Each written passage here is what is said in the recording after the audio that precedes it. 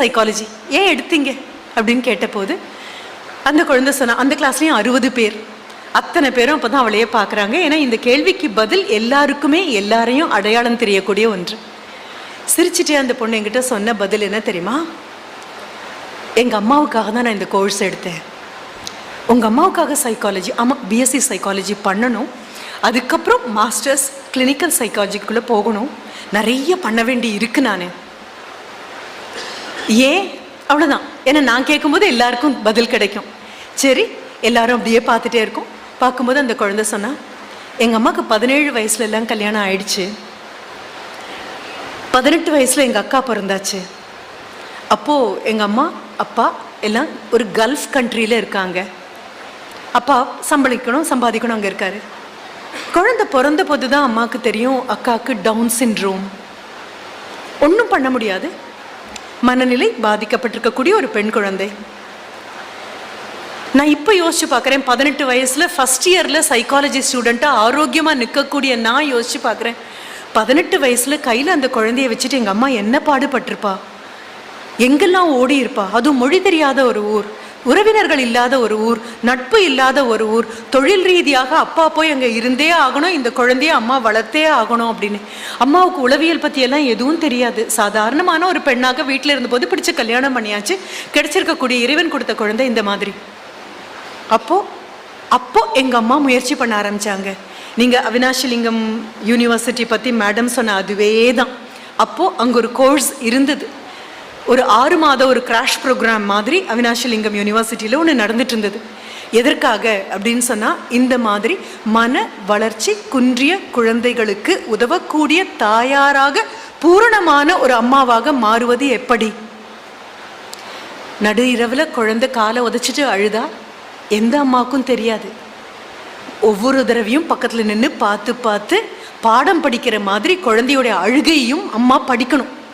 இதுக்கு அழுதா இது பசி, இதுன்னா வலி, இது தூக்கம், இது என்ன தூக்கிக்கோன்னு அர்த்தம், இது போட்டுட்டு இருக்க ட்ரெஸ் எங்கேயோ உறுத்துதுன்னு அர்த்தம், இல்லை இருக்கக்கூடிய டயப்பரை நினைச்சிட்டேன்னு அர்த்தம்.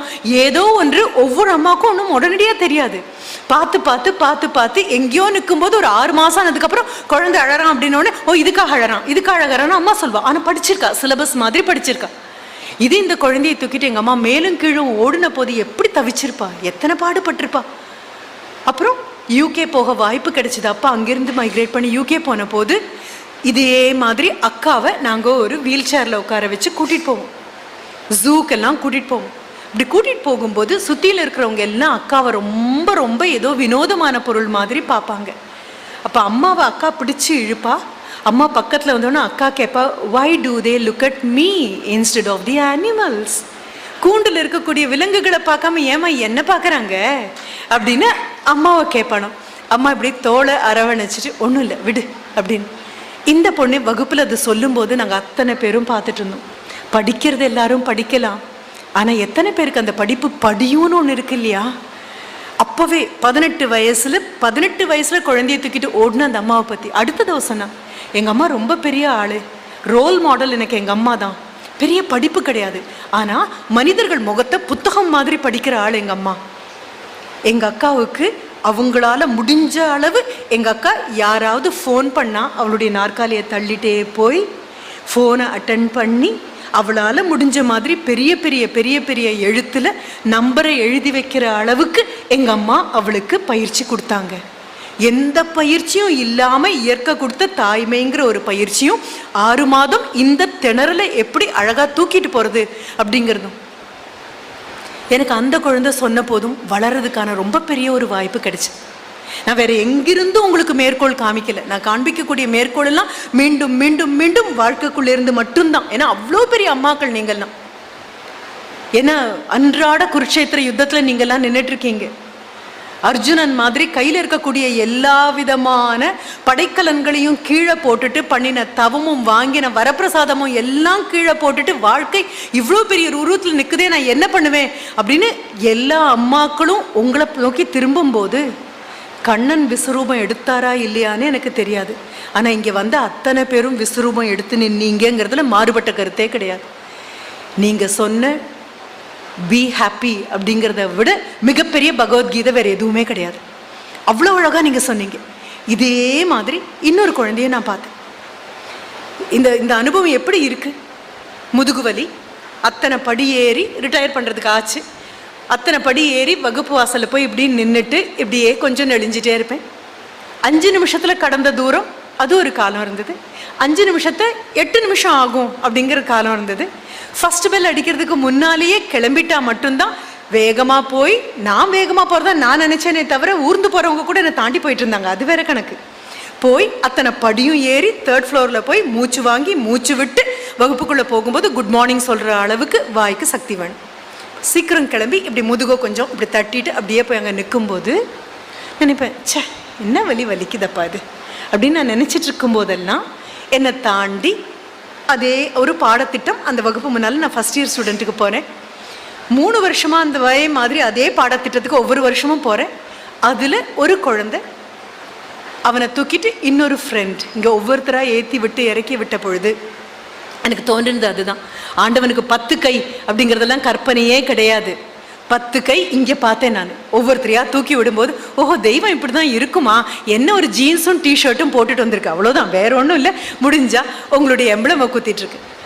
அந்த ஒரு பையன் அவனை தூக்கிட்டு அவனுடைய வகுப்பு தோழர்கள் யாராவது ஒருத்தர் ஒவ்வொரு நாளும் அவனை தூக்கிட்டு போகிறத பார்த்துருக்கேன். அவன் தோளை இறுக்கி பிடிச்சிட்ருப்பான், காலால் அந்த தூக்கிட்டு போகிற பையன் இடுப்பையும் இறுக்கி பிடிச்சிட்ருப்பான். 2 பேர் முகமும் பக்கத்தில் இருக்கும். இந்த தோளில் இருக்கக்கூடிய குழந்தை அவனுடைய காதில் ஏதோ சொல்லிகிட்டே இருப்பான். இவங்க திரும்பி 2 பேருக்கு இடையில பயங்கரமான ஒரு ரகசியம், 2 பேரும் சிரிச்சிட்டே போவாங்க. ஒவ்வொரு நாளைக்கு ஒவ்வொரு குழந்தை. என்னை தாண்டி போகும்போது அவங்க குட் மார்னிங் சொல்கிறதுக்கு நான் நின்னதே கிடையாது. நான் சொல்லுவேன் குட் மார்னிங் அப்படின்னு சொல்லுவேன். என்ன காரணம்னா அன்றைய காலை பொழுது அழகாக மாற்றி முதுகுதானே வலிக்குது, மிச்சம்லாம் ஒழுங்காத்தானே இருக்குது, சிரிக்க வேண்டியது தானேங்கிற பெரிய பாடத்தை சொல்லி கொடுத்தது அந்த குழந்தைங்க. ரொம்ப பெரிய அனுபவம், சாதாரணமான அனுபவமே கிடையாது, மிகப்பெரிய அனுபவம். திருப்பி கொண்டு வந்து உங்கள் முன்னால் தட்சிணையான வைக்கக்கூடியது இது மட்டும்தான். எத்தனை தான் சிரித்தாலும் இந்த சிரிப்பினுடைய ஊற்றுக்கண்ணாக உள்ளுக்குள்ளே முள்ளு மாதிரி நெருடக்கூடிய வேதனை இருக்குங்கிறது சத்தியம், இல்லைன்னு மறுக்கவே இல்லை. ஆனால் இதில் நூதனமான விஷயம் என்ன தெரியுமா? 4 வருடத்திற்கு முன்னால் இங்கே இப்படி ஒரு நிவாரணத்திற்கான வாய்ப்பு இருக்குன்னு கூட தெரியாமல், எது திக்குன்னு தெரியாமல், எது திசைன்னு தெரியாமல், எது நிவாரணம் தெரியாமல், எது சிகிச்சைன்னு தெரியாமல், யார்கிட்ட அன்பு கிடைக்கும் தெரியாமல், யார்கிட்ட ஆறுதல் கிடைக்கும் தெரியாமல், எந்த விரல்கள் தீண்டினால் நிவாரணம் கிடைக்கும்னு கூட தெரியாமல் அலப்பாஞ்சிட்டு இருந்த பொழுது எங்கேயோ ஒரு சூரியன் உதிச்சு உங்கள் முன்னால் வந்து உங்கள் வரலை பிடிச்சி இழுத்து வாங்க தன்வந்திரியில் இப்படி ஒன்று இருக்குது, குறிஞ்சி ஹாஸ்பிட்டல் இப்படி ஒன்று இருக்குன்னு சொல்லக்கூடிய ஒரு வாய்ப்பு கிடைச்சது இல்லையா? அந்த நம்பிக்கைக்கு மிகப்பெரிய நன்றி. என்ன காரணம்னு சொல்கிறேன். ஒரு மிகப்பெரிய நீர்வீழ்ச்சி நயகரான் வேணாலும் நீங்கள் எடுத்துக்கோங்க. அந்த நீர்வீழ்ச்சி ஒரு 2 மலைகளுக்கு நடுவுலேருந்து அப்படியே பல்லாயிரக்கணக்கான இடி முழங்குற மாதிரி தட்டன்னு முழங்க அந்த தண்ணி கொட்டிட்டு இருக்கு. எல்லாரும் ஆச்சரியமே பார்த்துட்டு இருக்காங்க. அப்போது இந்த டைட் ரோப் வாக்கிங் அப்படின்னு சொல்லுவோம், ஒரு கயிறு மேலே கீழே விழாமல் நம்ம பார்த்துருப்போம். இந்த டம்பங்குத்தாடிகள் கழைக்குத்தாடிகள்னு சொல்லுவோமே, அந்த மாதிரி ஒரு நபர். ஆனால் அவர் இந்த குச்சிக்கும் நடுவில் இருக்கிற கயிற்றில் நடக்கிற ஆள் அல்ல. இந்த சிகரத்துக்கும் நடுவில் ஒரு கயிறை கட்டி நடக்கக்கூடிய ஆள். கீழே மிகப்பெரிய அருவி கொட்டிட்டு இருக்கும்.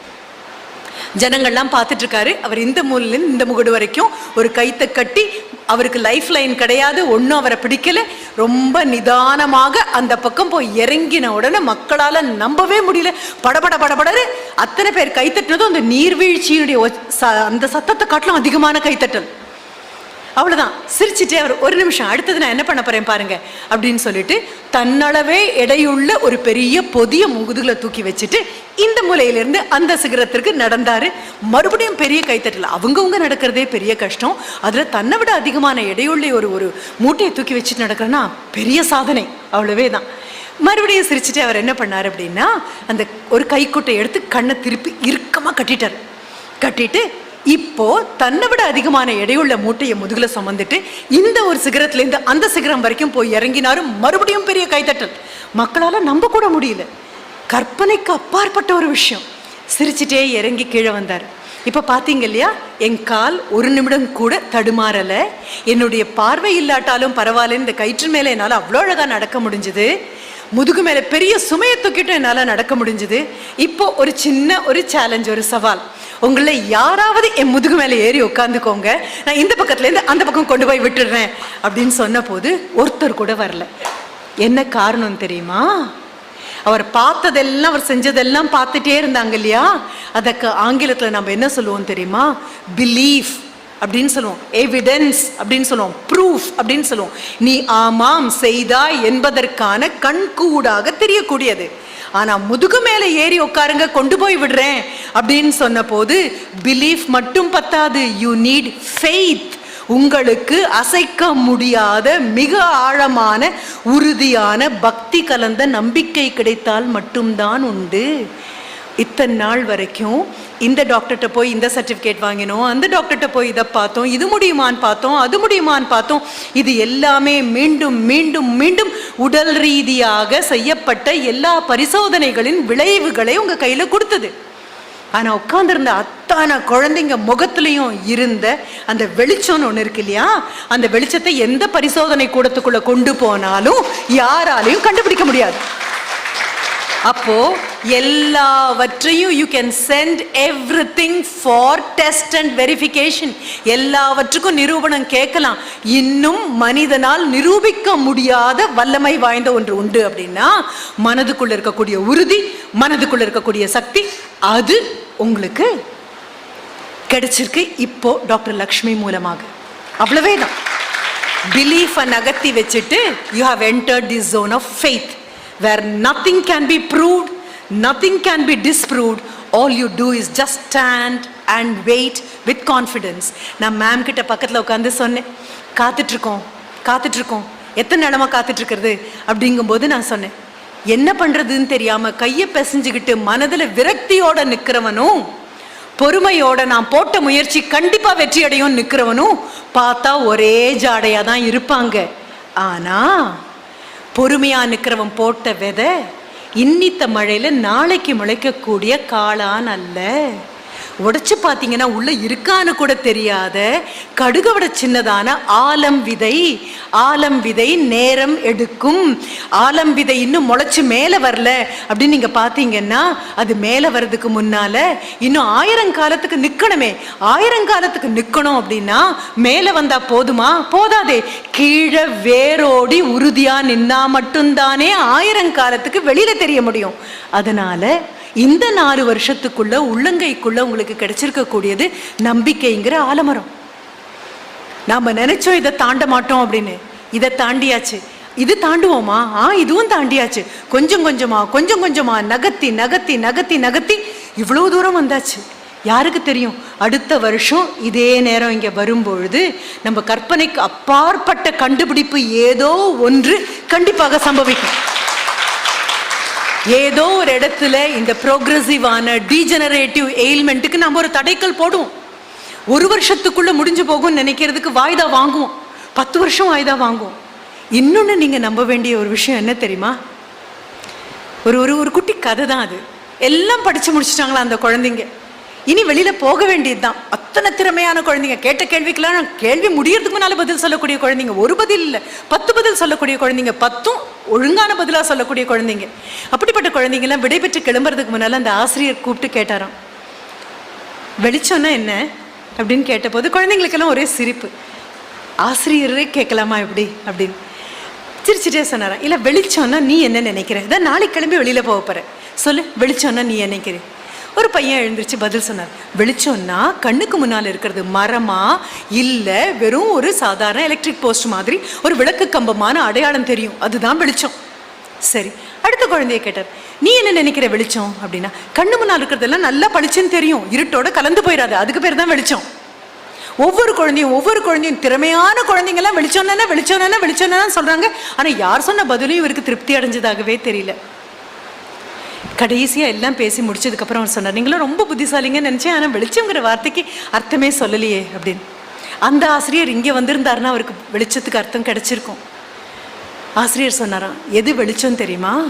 எதிரில் இருக்கிறது ஆணா பெண்ணாங்கிற வித்தியாசம் இல்லாம, என் இனத்தை சேர்ந்தவர்களா வேறு இனத்தை சேர்ந்தவங்களாங்கிற கவலை இல்லாம, பணக்காரனா ஏழையாங்கிற பாகுபாடு இல்லாம, இந்த எதுவுமே இல்லாம எதிரில் பார்க்கக்கூடிய எல்லாரும் என் கூட பிறந்தவங்க அப்படிங்கிற நினைப்பு உன் கண்ணில் தெரியுமே ஆனால் அது வெளிச்சம்.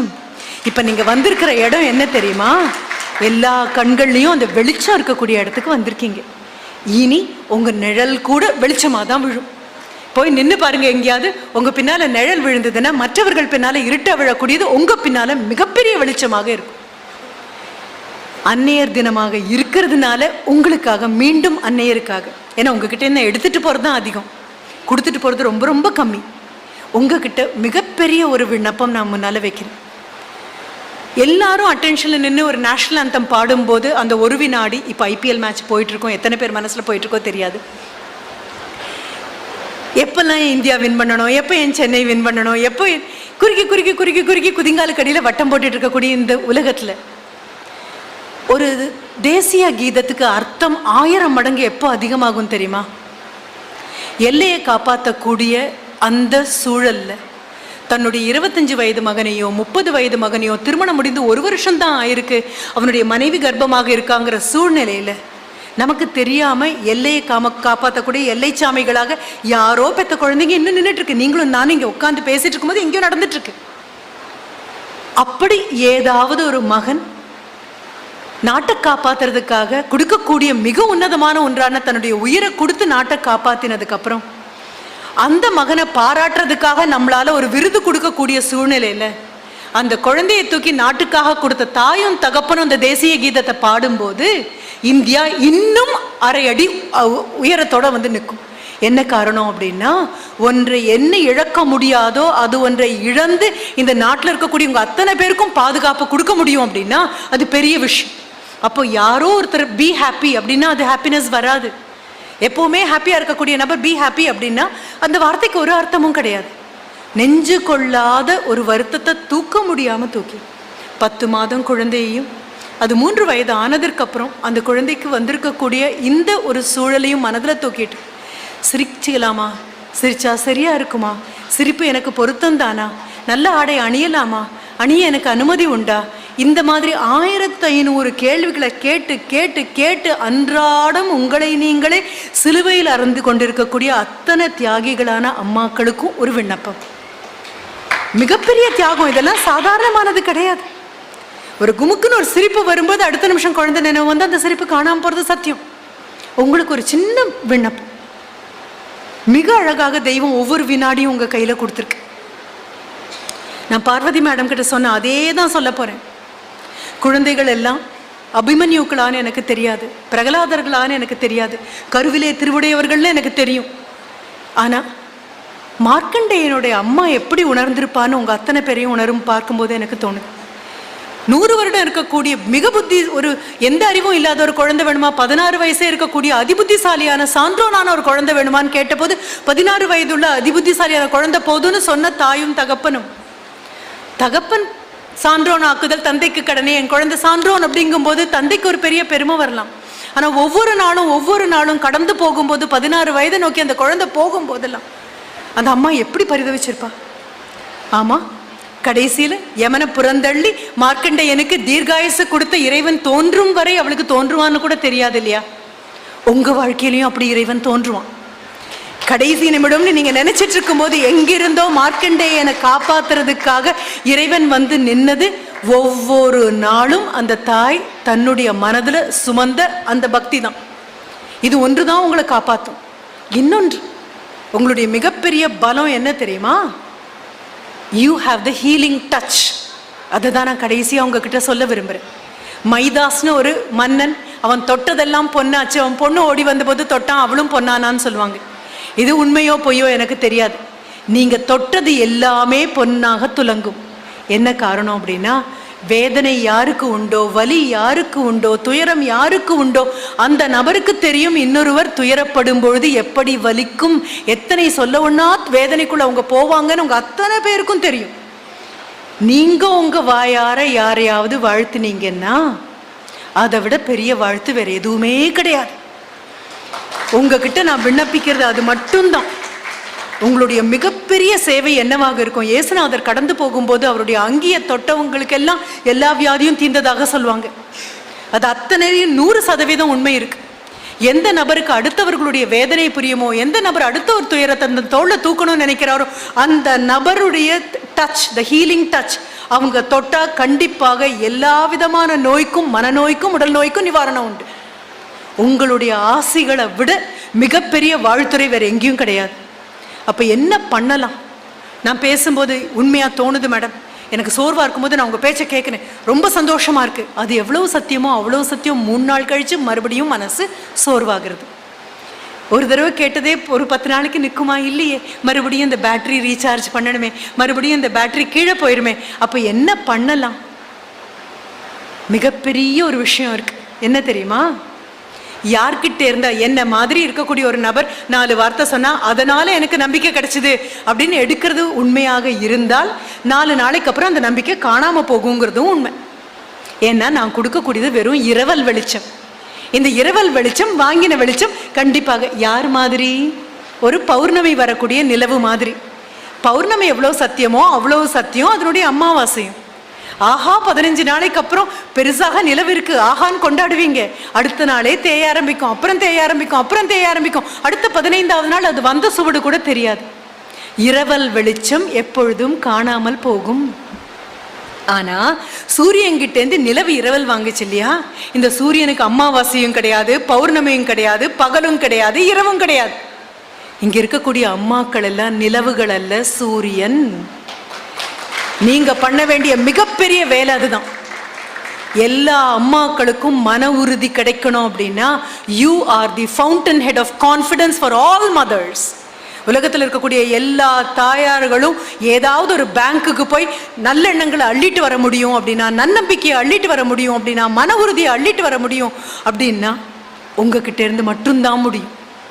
2 கை கொள்ளாம தயவு செஞ்சு அள்ளி கொடுக்க ஆரம்பிங்க. ஊரார் பிள்ளையை ஊட்டி வளர்த்தா தம் பிள்ளை தானே வளரும்னு சொல்லுவாங்க இல்லையா? அதில் பரிபூர்ணமான நம்பிக்கை உள்ள நபர் நான். இங்கே அதை பார்த்தேன். உங்கள் வட்டம்னு ஒன்று இருக்குது. இந்த வட்டத்தை இன்னும் கொஞ்சம் கூட பெருசு பண்ணிக்கோங்க.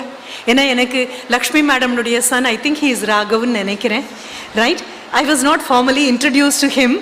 ஆனால் மேம் 2-3 தடவை ராகவ் அப்படிங்கிற வார்த்தை சொன்னதுனால எல்லா அம்மாக்களுக்கும் அவங்க குழந்தை பேரை விட இனிமையான பேர் ஒன்று உலகத்தில் இல்லை அப்படிங்கிறதுனால சொல்கிறேன். அவங்க கண்டிப்பாக 98% நீங்கள் இந்த குழந்தைங்களோட தான் இருக்கீங்க அப்படின்னு அம்மா கிட்ட ராகவ் கம்ப்ளைண்ட் பண்ணால் கூட, Raghav you are very blessed, you are very very blessed. என்ன காரணம் அப்படின்னா, அம்மாவுக்கு தெரியும் ஊரார் பிள்ளையை ஊட்டி வளர்க்கும் போது தம் பிள்ளை வாயை பார்த்து ஊட்டுறதுக்கு வேறொரு அம்மா எங்கேயோ உட்காந்துருப்பா. அவ்வளவே தான். இது ஒரு படையாக எடுத்துக்கோங்க. You are an army.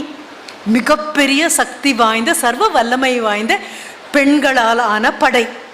உங்களுடைய கேடயமும் ஆயுதமும் உங்களுடைய வலி. உங்களுடைய வலியும் வேதனையும் நம்பிக்கையும் துணிவும் தான் உங்களுடைய கேடயம். அதுதான் உங்களுடைய ஆயுதம். ஏன் கேடயம்?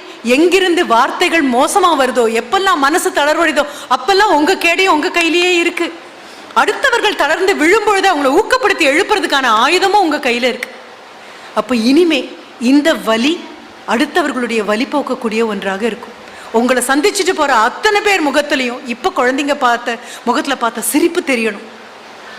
உங்க குழந்தைங்க முகத்துல தெரிஞ்ச சிரிப்பு உங்களை பார்த்தா இனி தெரியணும். உங்களை தாண்டி போகக்கூடிய எல்லாரும் சொல்ல வேண்டிய ஒரு வார்த்தை, அவங்க கிட்ட ஒரு நிமிஷம் நின்னா போதும்பா, மனசெல்லாம் நிறைஞ்சு போகுது. என்ன வார்த்தை, எத்தனை நல்ல வார்த்தை சொல்றாங்க. ஏதாவது ஒரு மருத்துவமனைக்கு நீங்க போய் ஏதாவது ஒரு தாய் கணத்துல கையை வச்சுட்டு கண் கலங்கி முகம் குழம்பி உட்கார்ந்துட்டு இருக்கானா, அறிமுகம் உங்களுக்கு தேவையில்லை, பார்த்தாலே அம்மான்னு தெரியும் உங்களுக்கு. எல்லா அம்மாக்களும் குழந்தைங்களுக்கு உடல்நிலை சரியில்லைன்னா ஒரே ஜாடையா தான் இருப்பாங்க. கட்டின புடவை வேணையா இருக்கலாம், பேசுற வார்த்தைகள் வேறையாக இருக்கலாம், மூக்கும் கண்ணு மொழியும் வேணா வேறையா இருக்கலாமே தவிர அம்மானு ஒரு உருவத்தை பிடிச்சு வச்சிங்கன்னா எல்லாம் ஒரே ஜாடை தான். தாண்டி போகும்போது அவங்க தோளை தொட்டு எல்லாம் சரியாயிடும் அப்படின்னு ஒரு வார்த்தை இன்னிலேருந்து தொடங்கிக்கோங்க. அவ்வளவே தான். எல்லாம் சரியாகுதா இல்லையான்னு பாருங்க. எல்லாம் சரியாயிடும், எல்லாம் சரியாயிடும். நீங்க எத்தனை பேர்கிட்ட சொல்றீங்களோ அதை 1000 மடங்கா மாத்தி ஆண்டவன் உங்க குழந்தை தலையில அப்படியே கொட்டுவான். எல்லாம் சரியாயிடும், எல்லாம் சரியாயிடும். இது நடக்கும். போன வருடத்தை தாண்டி இந்த வருடம் இன்னும் முன்னால வந்துட்டோம். இனி எண்ணி 2 வருடத்துக்குள்ள மிகப்பெரிய ஆச்சரியங்களும் மிகப்பெரிய சாதனைகளும் நடக்க போகுது. எனக்கு தோணக்கூடியது, 408 மார்க் வாங்கியிருக்கக்கூடிய ஒரு குழந்தை இங்கே தான் உட்காந்துட்டு இருக்கான். அவனுடைய ஆரோக்கியம் ஆண்டவன் அருளால என்னுடைய ஆயுசும் சேர்த்து வச்சு குழந்தை அமோகமா வாழப்போறான். அவன் வாழ்ந்து தலையை நிமிரும் பொழுது மலர் மேடம் ஞாபகம் வச்சுக்கோங்க, அவன் கையில ஆண்டவன் பேனாவை கொடுத்து எத்தனையோ பேர் தலையெழுத்த மாத்த போறான். எத்தனையோ பேர் தலையெழுத்த மாத்தக்கூடிய பிரம்மாக்கள் இங்க உட்கார்ந்துட்டு இருக்கும் போது பிரம்மாக்களின் அம்மாக்கள் இன்னும் கொஞ்சம் கூட கர்வத்தோட இருக்கணும். பிரம்மாக்களின் அம்மாக்கள் இன்னும் கொஞ்சம் கூட தைரியத்தோட இருக்கணும். இன்னும் அதிகமான சிரிப்போட இருக்கணும். கூடவே உங்க பின்னாலேயே நிற்கக்கூடிய உங்களுடைய வாழ்க்கை துணைவர் பின்னால நிற்கக்கூடாது, பக்கத்துல. இதை விட பெரிய ஆரோக்கியமான ஒரு குடும்ப சூழலை இதுவரைக்கும் நான் அனுபவிச்சதில்லை. This is the healthiest audience I have ever come upon. இதுவரைக்கும் பார்த்ததுல மிக மிக ஆரோக்கியமான, மிக மிக சந்தோஷமான, மிக மிக நிறைவான, உங்களை விட நல்ல ஆடியன்ஸ் எதுவுமே இல்லை. இப்போ மீண்டும் என்னுடைய நன்றிக்கு திரும்பி வரேன். மிகப்பெரிய நன்றி. வந்த என்ன செதுக்கி நல்ல மனுஷியா திருப்பி அனுப்புறதுக்கு மிகப்பெரிய நன்றி. இதோ இங்கே இருக்கக்கூடிய இந்த தெய்வம் மாதிரி நீங்கள் இங்கே வந்து பார்க்க வேண்டிய இந்த தெய்வம், ஏன் குறிப்பாக இந்த கோவில், இந்த தெய்வம் ஒரு பார்க்கடல், அதை கடையிறாங்க. கடையும் பொழுது ஒவ்வொன்றா ஒவ்வொன்றா ஒவ்வொன்றா அதுலேருந்து வெளியில் வருது. காமதேனு வெளியில் வருது, கல்பவருஷம் வெளியில் வருது. கடைசியாக கையில் அமிர்தத்தை எடுத்துட்டு வந்த கடவுள் முன்னால தான் நீங்கள் அத்தனை பேரும் உட்காந்துருக்கீங்க.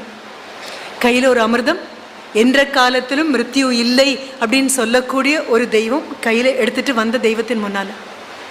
இதுக்கு இன்னொரு அர்த்தமும் இருக்குது. நம்ம எல்லாருடைய மனசும் பார்க்கடல். அமிர்தம் வந்தது எவ்வளோ சத்தியமோ அவ்வளோ சத்தியம். அதுலேருந்து ஆலகாலம் வந்ததும், அதுலேருந்து விஷம் வந்ததும்.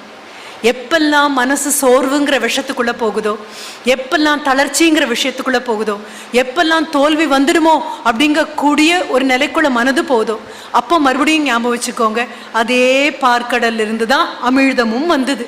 இந்த மனசுல இருந்து தான் நம்பிக்கை வரும். எந்த மனசு சோர்வை பார்க்குதோ அதுதான் நம்பிக்கை கொடுக்கும். எந்த மனசு வலியை உணர்ந்ததோ அந்த மனசு மட்டும்தான் வாழ்த்த முடியும். மனசுங்கிற பார்க்கடலை பத்திரமா எடுத்துட்டு போங்க. கையில் இந்த அமிர்தத்தை தூக்கிட்டு வந்த தெய்வத்துக்கிட்ட ஒரு அப்ளிகேஷன் போட்டுட்டு போங்க. லக்ஷ்மி மேடம் என்னுடைய சின்ன பல் உபாதைக்காக நான் ஆண்டவனை வேண்டிட்டேன்னு என்கிட்ட சொன்னப்போ அது கூட நான் சொன்னேன், ஷிச்சோ இந்த சின்ன விஷயத்துக்கெல்லாம் தெய்வத்தை கூப்பிடாதீங்கப்பா, பெரிய தெய்வம், பெரிய வேலைகள் பண்ண வேண்டிய பொறுப்பில் போய் கொசு கடிக்கிற மாதிரி நம்ம கேட்கக்கூடாது. நீங்கள் எனக்கு கொடுத்துருக்கக்கூடிய பெரிய பாடம். இனி கோவிலுக்கு போனால் எனக்கு கேட்கறதுக்கு எதுவுமே இல்லை.